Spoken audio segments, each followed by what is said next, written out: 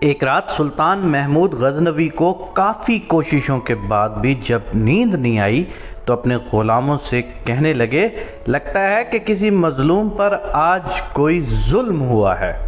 تم لوگ گلیوں میں پھیل جاؤ اور اگر کوئی فریادی نظر آئے تو اسے میرے پاس لے آؤ۔ تھوڑی دیر بعد وہ سب واپس آ کر کہنے لگے، سلطان ہمیں کوئی بھی فریادی نہیں ملا، آپ آرام سے سو جائیں۔ سلطان کو جب پھر بھی نیند نہیں آئی تو وہ کپڑے بدل کر خود محل سے باہر نکلا۔ محل کے پچھواڑے میں حرم سرا کے نزدیک انہیں کسی کی فریاد سنائی دی، اے اللہ! سلطان محمود اپنے محاسبوں کے ساتھ محل میں عیش و عشرت کی زندگی گزار رہا ہے اور محل کے عقب میں مجھ پر یہ ظلم توڑا جا رہا ہے۔ سلطان نے کہا، کیا بات کر رہے ہو؟ میں محمود ہوں اور تمہاری فریاد رسی کے لیے باہر آیا ہوں۔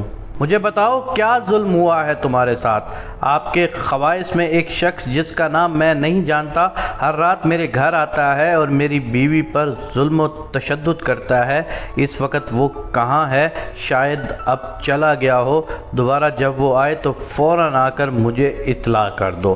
پھر سلطان نے محل کے دربان کو وہ شخص دکھایا اور کہا کہ جب بھی یہ دربار آئے اسے سیدھا میرے پاس پہنچا دو۔ اگر میں نماز کی حالت میں ہوں تو بھی پرواہ مت کرنا۔ اگلی رات وہ شخص سلطان کے پاس آیا اور بتایا کہ وہ شخص اس وقت اس کے گھر میں موجود ہے۔ سلطان اسی وقت تلوار ہاتھ میں لیے اس شخص کے ساتھ چل پڑا۔ جب اس کے گھر کے قریب پہنچا تو اس سے کہا کہ گھر کے سارے چراغ بجھا دو۔ پھر اندھیرے میں ہی اس کے گھر میں گھس کر اس شخص کا سر تن سے جدا کر دیا۔ پھر سلطان نے حکم دیا کہ چراغ روشن کر دو۔ اس شخص کا چہرہ دیکھا اور سجدے میں گر پڑا۔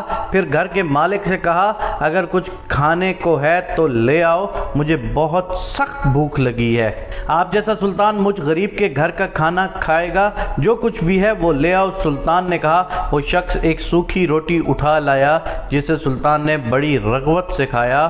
وہ شخص سلطان سے پوچھنے لگا کہ چراغوں کو بجھانا، سجدہ کرنے اور روٹی طلب کرنے کے پیچھے آخر کیا ماجرا ہے؟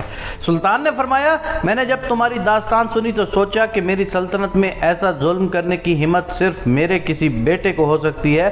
اندھیرا کرنے کو اس لیے کہا تھا کہ پدرانہ شفقت میرے انصاف کے راستے میں حائل نہ ہو جائے۔ چراغ جلنے پر جب میں نے دیکھا کہ وہ میرا بیٹا نہیں ہے تو میں سجدہ شکر بجا لایا۔ کھانا اس لیے کہا کہ جب سے مجھے تمہاری مصیبت کا علم ہوا ہے میں نے اللہ کے سامنے قسم کھائی تھی کہ جب تک تمہیں انصاف نہیں مل جاتا میرے اوپر روٹی حرام ہے۔ اس وقت سے لے کر اب تک میں نے کچھ نہ کھایا نہ پیا۔ میرے پاک اللہ ہمیں ایسا حکمران نصیب فرما جو پاکستان کی ترقی کے لیے ضامن ثابت ہو۔ میرے پاک اللہ ہمیں سلطان محمود غزنوی جیسا حکمران عطا فرما کہ جو اپنے بیٹے تک کی پرواہ کیے بغیر اندھیرے میں تلوار چلا کر پھر اٹھ کے دیکھتا ہے کہ کہیں اس کا بیٹا تو نہیں ہے۔